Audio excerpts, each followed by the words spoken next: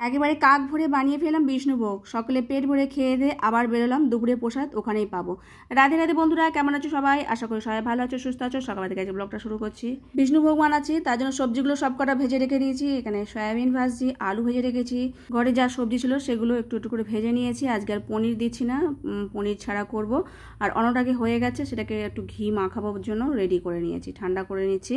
আর এদিকে মশলা একটু করে নিয়েছিলাম, সেটাকে দিয়ে আর সব কিছু ভালোভাবে যেমনভাবে বিষ্ণুভোগ আমি আগেও করেছি সেরকমভাবেই করে আর ভগবানকে সেবা দিয়েছি।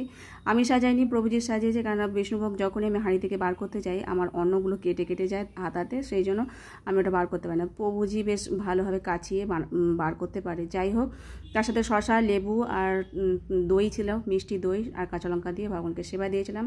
লেবু দিয়ে প্রসাদ পেতে খুব ভালো লাগে। আজকে হলো রবিবারের ভিডিওটা তোমাদের সাথে শেয়ার করা হয়নি, তাই আজকেই শেয়ার করছি। এখান দিয়ে আমরা খেয়ে দিয়ে আবার বেরিয়ে পড়বো, মন্দিরে যাব। দুপুরে প্রসাদ ওখানে পাবো, সবাই মিলে প্রসাদ পেয়েছি। শুধু জয়িতা আসেনি, জয়িতার জন্য ঘরে তো খাবার বানিয়ে রেখে দিয়েছি, তো ও প্রসাদ পাবে। আর কাল রাত্রে জয়িতা মশারির মধ্যে মশা ঢুকিয়ে দিয়েছিল, তো দুটো গালে দুটো পিম্পলের মতো ফুলে ফুলে উঠেছে আমার। যখনই মশা ঢোকে তখনই আমার গালেই কামড়ায় আর গালে ফুলিয়ে দেয়। এমনিতে পিম্পল হয় না আমার, তবুও যেমন মনে হচ্ছে না পিম্পল উঠেছে, দুটো গালে দুটো।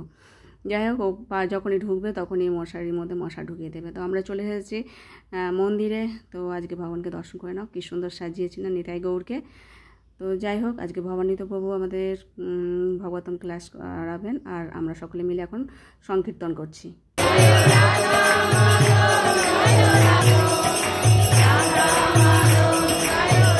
ভগবতম ক্লাসের পর আজকে প্রসাদ পাচ্ছি। আজকে দুপুরে অনেক কিছু প্রসাদ ছিল, তো সব কিছু তোমাদের সাথে শেয়ার করব। দেখো, এটা হচ্ছে ভেজিটেবিল চপ, তার সাথে আছে সাদা অন্ন, মুগের ডাল আর ধোকা ছিল, ছোলার ডালের ধোকা। ধোকা আলাদাভাবে দিয়েছে, আবার আলু সবজিটা দিয়ে করেছে, তো সেই আলু সবজিটা আবার পরে দেওয়া হচ্ছে। তো যাই হোক, সব মিলে প্রসাদ খুব ভালোই ছিল। তার সাথে ছিল পনির, আলু মটরের সবজি, তো সেটাও দিয়েছে। বারবার করেই প্রসাদ আসছে। তো আমরা যেহেতু পেট ভরে সকালবেলা একবার অন্ন খেয়েছি, তো এতটা প্রয়োজন পড়ে না, অন্নটা আমি একবারই নিয়েছি। তো যত ইচ্ছা দুপুরের প্রসাদ পেট ভরে ভক্তরা প্রসাদ পেতে পারে। যাই হোক, আবারও এসেছিলো, তো আমি এক পিস নিয়েছিলাম ধোকা। তো খুব সুন্দর সব প্রসাদই হয়েছিল। সবার শেষে ছিল আমড়ার চাটনি, পাঁপড় ভাজা, সবার শেষে পরমান্ন ছিল। তো সব কটাই প্রসাদ পাওয়ার পর আমরা আবার কিছুক্ষণ বসেছিলাম। তো আজকেও আবার সেই মেঘলা মতো হয়ে আছে।